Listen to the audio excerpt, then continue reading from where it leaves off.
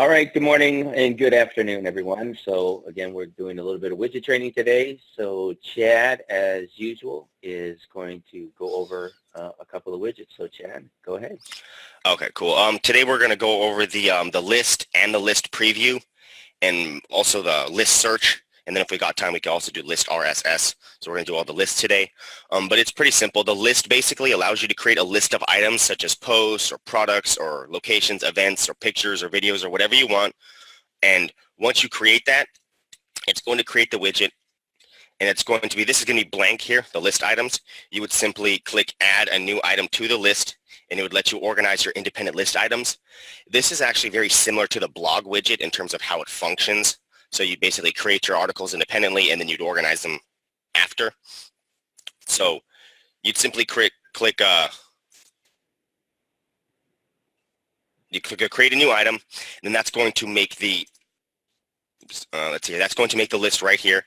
So you'd simply have your title right here. You can see, we'll look on the right hand side just to see some examples. You can see the list as we scroll down. Some have pictures, some don't. When you click on one, it opens up and closes. So it's pretty self-explanatory, pretty simple to use. Once you click add a new list item, you'd enter your title here and then your subtitle. And then the abstract, that's what appears below the title on the main page. So that's a little abstract. You can put, information about the article or whatever it is. And then once they open it, it'll reveal the full article with the main title, the subtitle, and then the main text, which you would place right here. And then, yeah, so you place your text right there. And then we'll go ahead and just save this just so you can see what this looks like. And then you see if we scroll down now, there is the title 6, and it opens up with that article. And you can do images and videos as well. Simply add an image, whatever you want. And then if you do it from your own computer, make sure to save that. And you'll see once we scroll down, it has now added that image to that list item. When you open it, the image is right there. So if you wanted to do lists about your favorite foods or whatever, anything you want, you can organize it very easily. And then also do videos and buttons. So just watch the buttons tutorial to learn more about that, but you can easily add a button to any of the lists, and those buttons have a whole bunch of functionalities. So watch the buttons tutorial. And you can also add tags to independent articles. Now, tags, for those who are not familiar, these basically create keywords that are associated with that particular article. So if you kind of look at the top here, you'll see there's actually a whole list of tags. Anytime you create a list and you add tags to an item, it's going to organize all the tags at the top so you could actually sort through them. So if I were to click one of these like peppers, it's going to show me any article with that tag associated to it, or sushi, and it'll show me that particular article. So that's an easy way for users to organize or look for specific topics, and it's important to add tags to those items if you want people to be able to find them easier that way. So for this one, let's say we'll do, burger or whatever you want. And then when it says new, that means that tag has never been used before. So basically you type in a word and it'll show you the list of tags you have used and if there's any new tags you want to assign. So you could click that word, and then when we save this, you'll see we now have that burger right there at the top. If we click that, it'll show us that particular article related to that tag. And if you click all, it shows all of them. So that's what tags do. They're a really great way to assign certain, keywords or phrases to particular articles and find them later and organize them a lot easier. And then you can also add an author and date. This is very similar to the blog as well, and that kind of looks like this, where it shows the title, the abstract, and then there's an author's name and a date if you put one. And then if you do a little author bio, it's going to create a little box with an author bio at the bottom. So that's an easy way to add. If you have multiple people doing different articles or something, that's an easy way to add a particular author to that article. You'll see once we save that, it has now added that name, the author, right there at the bottom. Very nice. Yeah, so that's an easy way to add authors. Author bio. You can also add events. So if you were to click this calendar and then put a date and time, it would actually add an event to that list, and then people would then be able to download that and add it to their calendar on their smartphone or whatever calendar app they have. So that's an easy way to add events. Also do locations in map.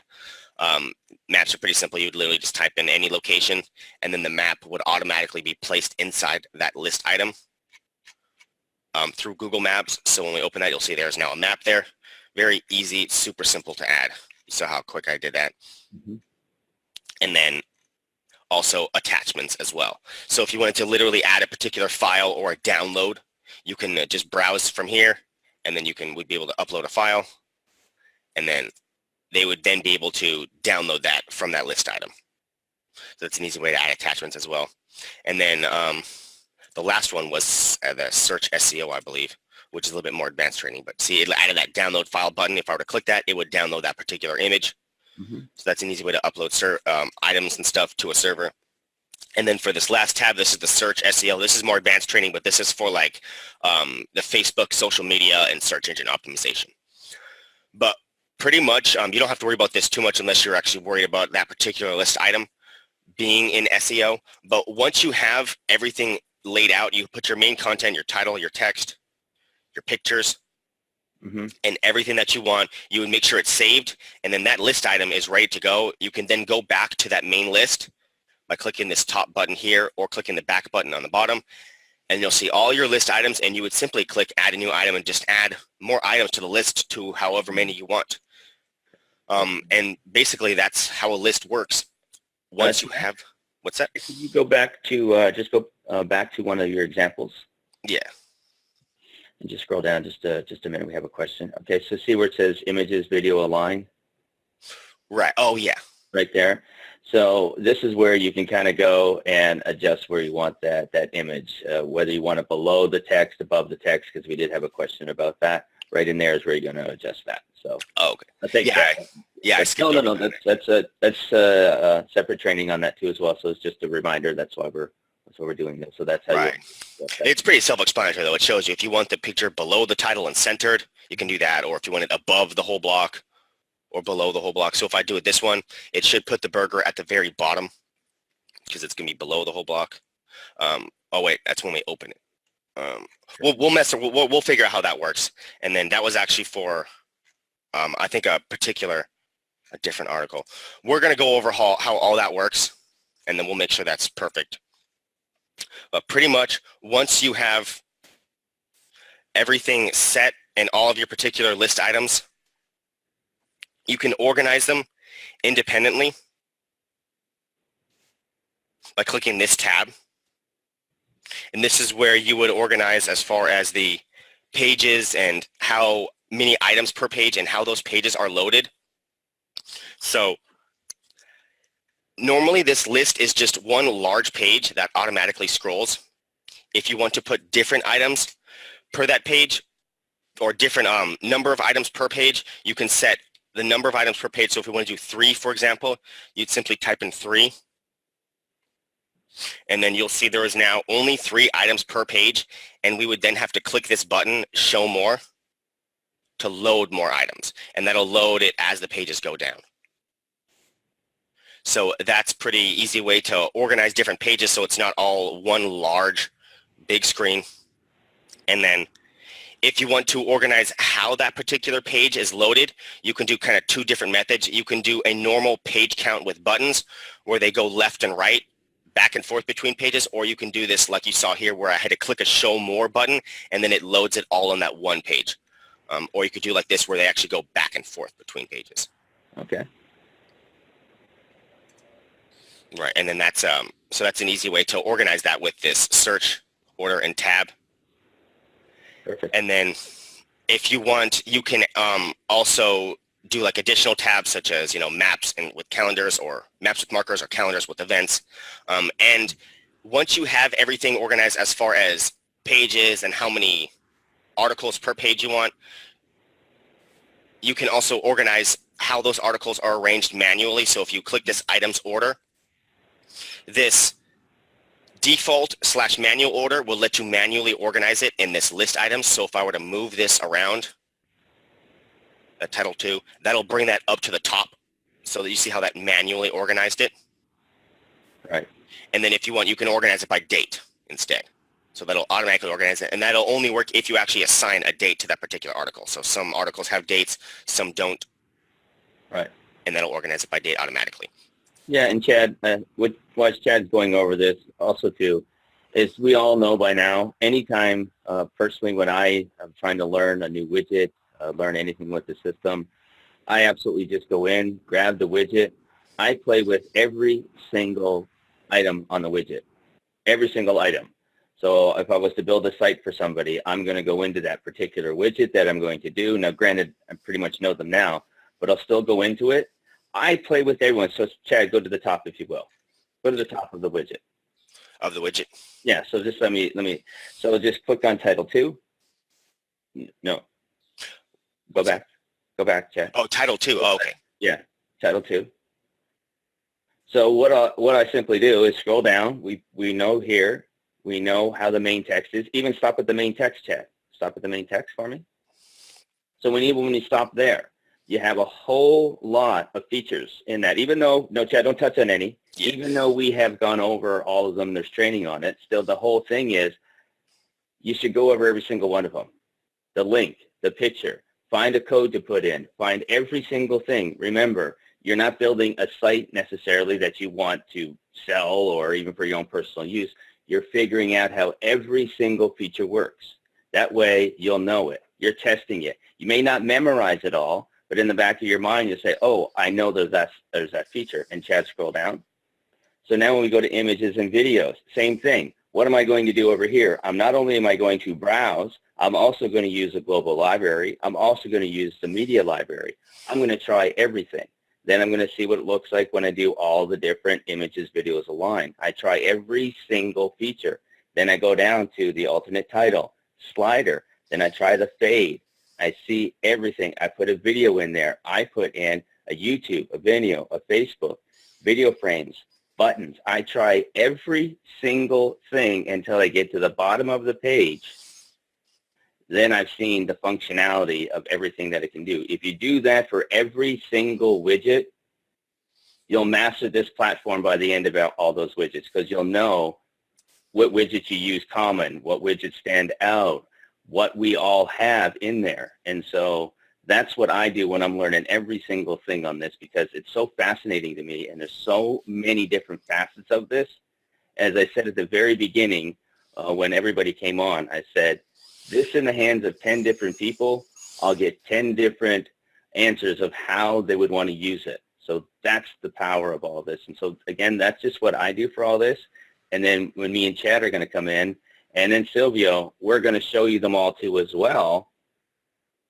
But still, that's what you do for every single widget. And I think pretty much everybody is doing that. But yeah.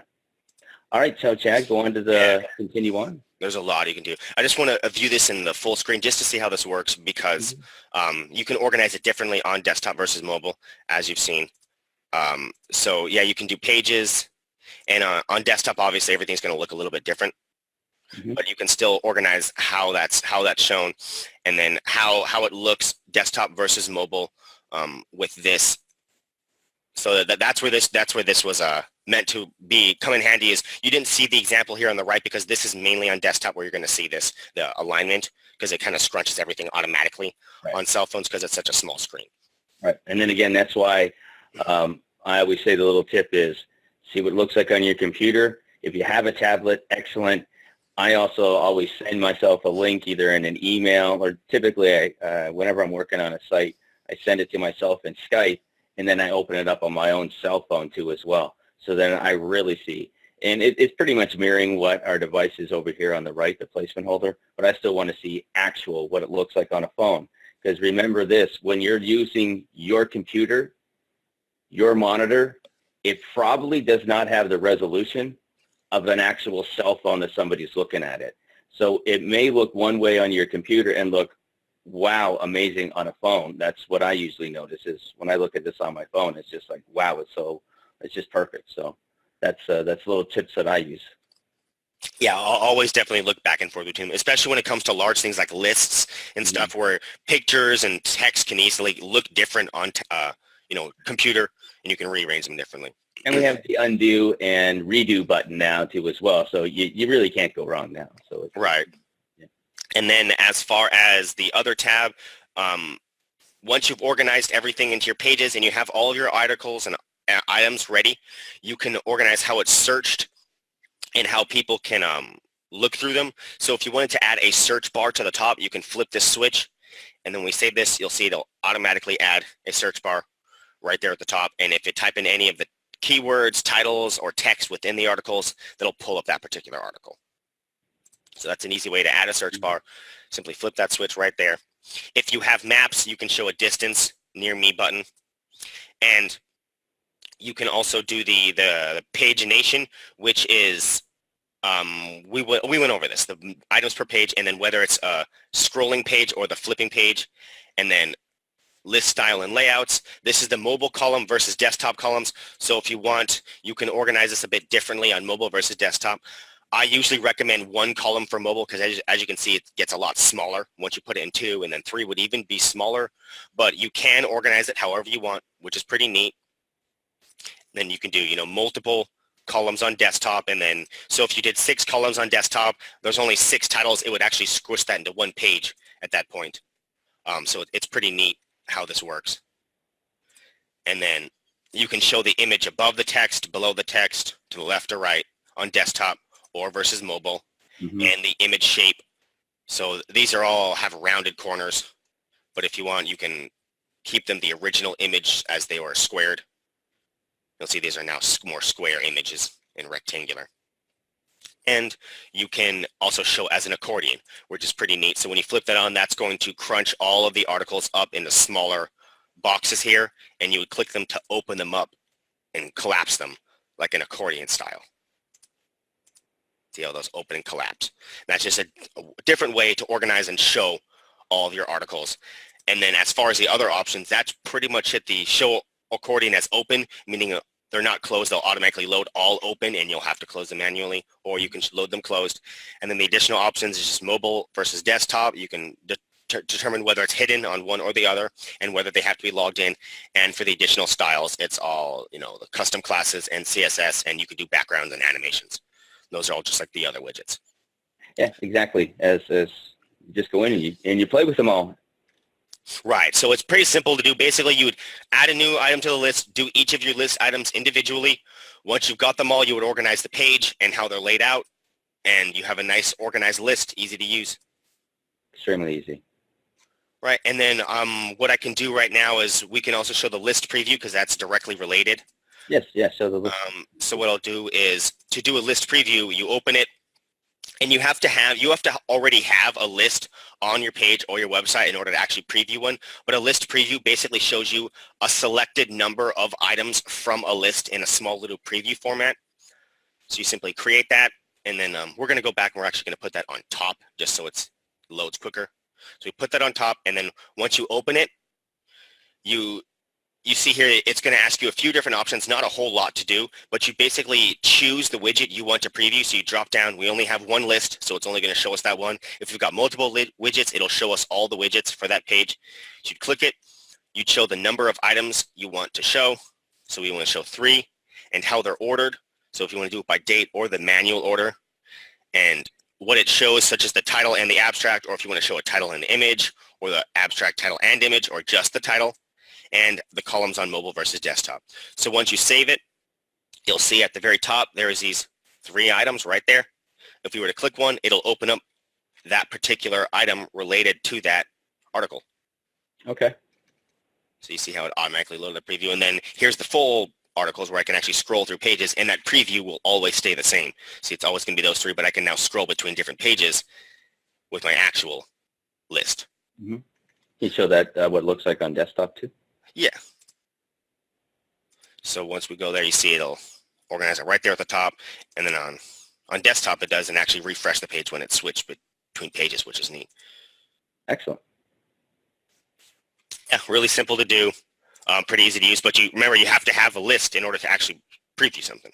Correct. So you build your list first, then you can put a list preview if you want, and then connect it.